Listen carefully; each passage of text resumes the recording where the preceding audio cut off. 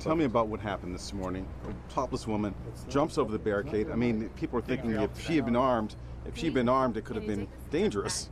Well, it could have been dangerous, but that didn't concern us. What concerns me is that, you know, you're out here protesting, and you have the right to protest for sexual assault victims, and you protest and take your clothing off.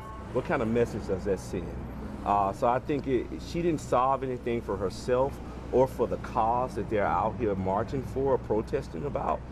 So I think it was a shame, it was sad, and it was in poor taste. What did you tell Mr. Cosby when that happened? That's all you... Just said stay still. Stay still. No, stay still.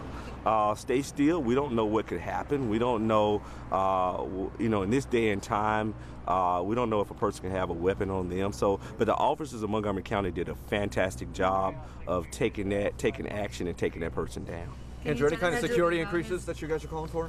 I would hope so. I did ask for more security increase and more security around the fences. What does Mr. Cosby think about the Me Too movement? There's a lot of women here talking about it. What's his perspective?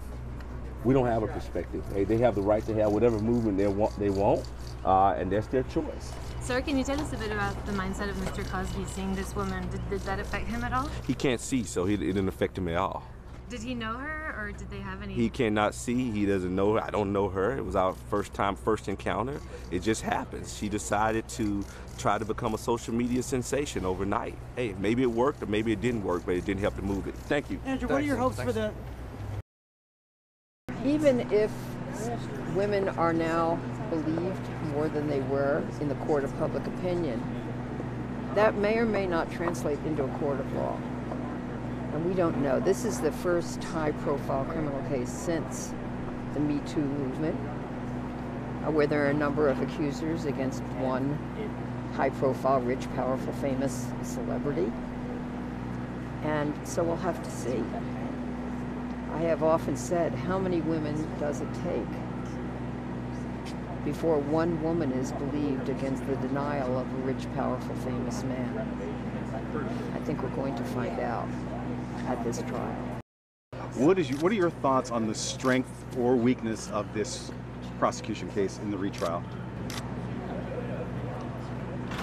Well, I'm very glad that the prosecution made a new motion to allow more prior bad act accusers to testify this time. I said at the conclusion of the first trial that I hoped that the prosecution would renew its motion upon the second trial taking place, because the first time the judge only allowed one prior bad act witness to testify. She was my client, Kelly Johnson. She was very brave, but of course the jury deadlocked, and I think it's very important for them to be able to hear from more accusers, and this time they will hear from 5.